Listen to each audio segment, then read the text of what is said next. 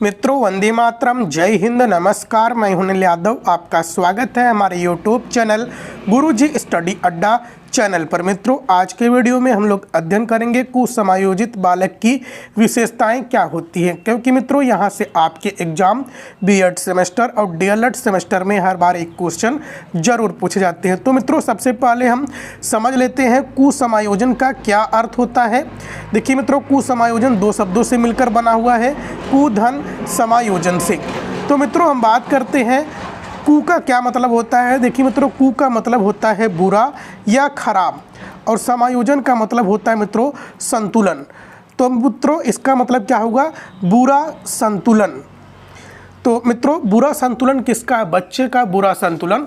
तो मित्रों, कुसमायोजित बालक हम ऐसे बालक को कहते हैं जो अपना संतुलन समाज में नहीं बैठा पाते हैं, जो अपना संतुलन समूह में नहीं बना पाते हैं, जो अपना संतुलन दूसरे व्यक्तियों के साथ नहीं बना पाते हैं। ऐसे बालक को कुसमायोजित बालक कहते हैं, या हम कह लें कुसमायोजन वाले बालक कहते हैं।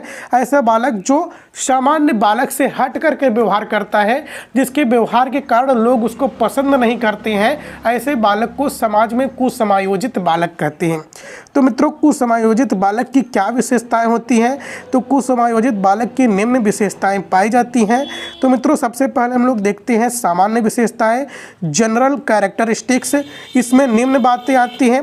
पहला पॉइंट है, ये बालक अपने आप को स्नेह रहित पाते हैं।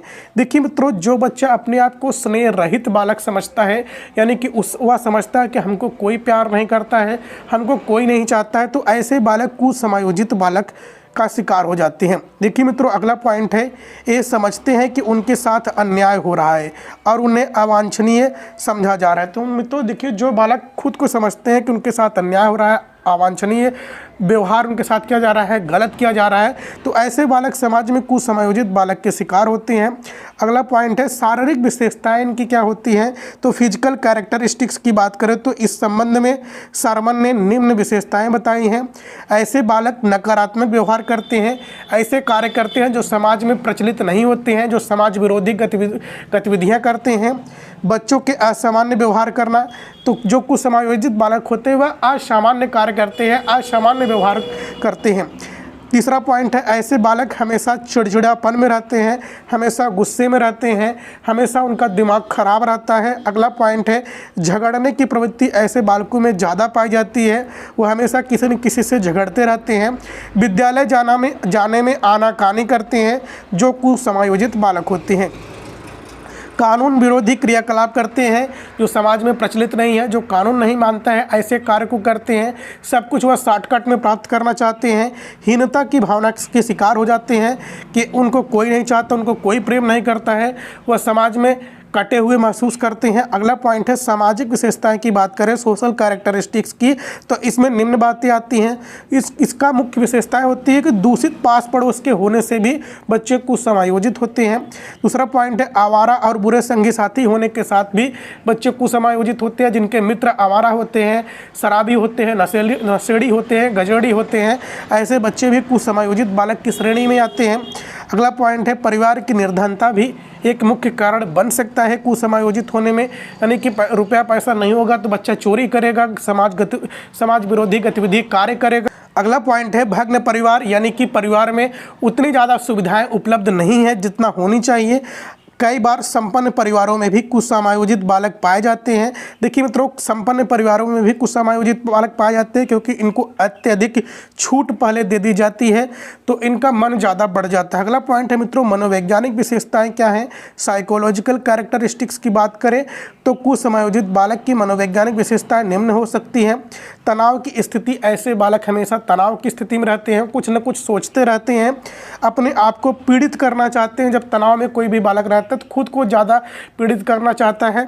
अगला पॉइंट है, हमेशा चिंतित रहते हैं, किसी न किसी कार्य को लेकर हमेशा चिंता में के शिकार रहते हैं। अगला पॉइंट है, सामूहिक मनोविकार होता है। अगला पॉइंट है, इनकी बुद्धि लब्धि 85 से कम होती है, जो बच्चे कुसमायोजित बालक होते हैं। अगली पॉइंट है मित्रों, हीनता की ग्रंथि इनके अधिक सक्रिय रहती है। इनके अंदर डर रहता है कि यह जो भी कर रहे हैं, इनको लगता है हम सब कुछ सही कर रहे हैं, लेकिन ये समाज विरोधी गतिविधि या समाज विरोधी कार्य करते हैं। अगला पॉइंट है मित्रों, शिक्षा संबंधी विशेषताएं की बात करें तो एजुकेशनल कैरेक्टरिस्टिक्स ये इस प्रकार कही जा सकती हैं कि देखिए मित्रों, शिक्षा के क्षेत्र में कुसमायोजित बालक किस प्रकार का व्यवहार करते हैं।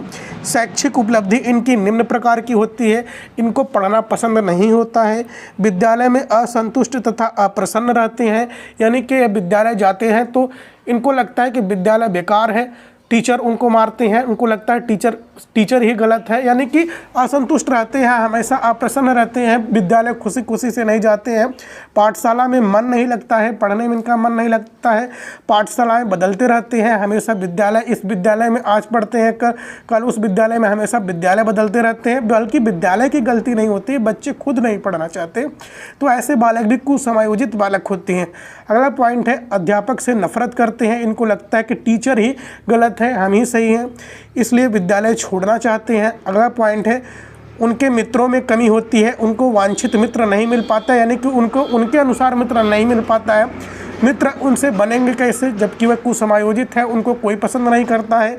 कुसमायोजित बालक के श्रेणी विभाजन की बात करें तो मित्रों, दोसांझ एक मनोवैज्ञानिक है, दोसांझ ने 1974 ईस्वी में इन बालकों का वर्गीकरण इस प्रकार से किया है। व्यक्तिगत समस्या वाले बालक, इनका वर्णन निम्न प्रकार है। देखिए मित्रों, जो व्यक्तिगत समस्या वाले बालक हैं, खुद की समस्या से ग्रसित हो जाते हैं, इन बालकों को कुसमायोजन का प्रभाव उनके अपने ऊपर पड़ता है, यानी कि उनके खुद के ऊपर पड़ता है, आने वाली कठिनाइयों का सामना उन्हें स्वयं ही करना पड़ता है।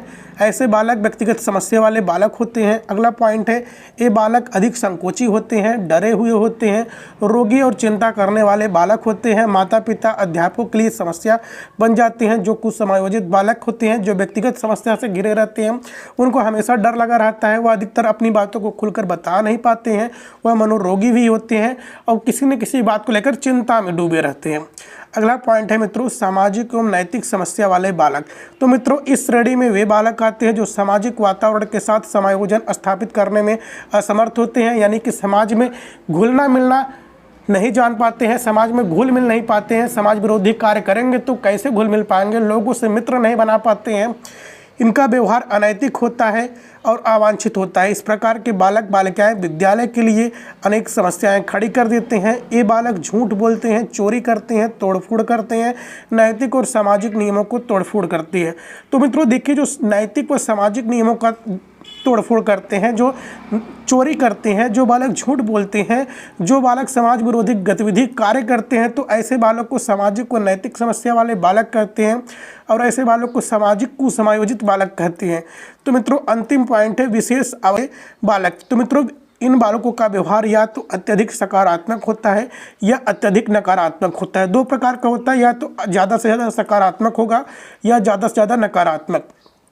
यही विशेषताएं उनको कुसमायोजित बना देती हैं। दृष्टि रहित, गूंगे, बहरे, वंचित, अतिमंद, अति प्रतिभाशाली बालक इस श्रेणी में आते हैं। इस प्रकार के बालक बालिकाएं कुछ भी सीखने से कतराते हैं। इस प्रकार के कुसमायोजित बालक अभिभावकों के लिए, अध्यापकों के लिए, स्वयं के लिए एक समस्या बन जाते हैं। तो मित्रों देखिए, कुछ बालक ऐसे होते हैं जो अत्यधिक सकारात्मक बालक होते हैं, अत्यधिक सक्रिय रहते हैं, हमेशा हर कार्य में सक्रियता से भाग लेते हैं, लेकिन उनकी सक्रियता उनको ही ले डूबती है। जैसे कि दृष्टि रहित बालक, गूंगे बालक, बहरे बालक, अतिमंद बालक, अति प्रतिभाशाली बालक या अत्यधिक नकारात्मक बालक भी कैसे बालक होते हैं, समस्यात्मक बालक होते हैं। तो मित्रों, ये था इसके बारे में। तो वीडियो अच्छी लगी हो तो लाइक कीजिएगा, चैनल पर पहली बार आए हो तो सब्सक्राइब कीजिएगा। जय हिंद, जय भारत, वंदे मातरम।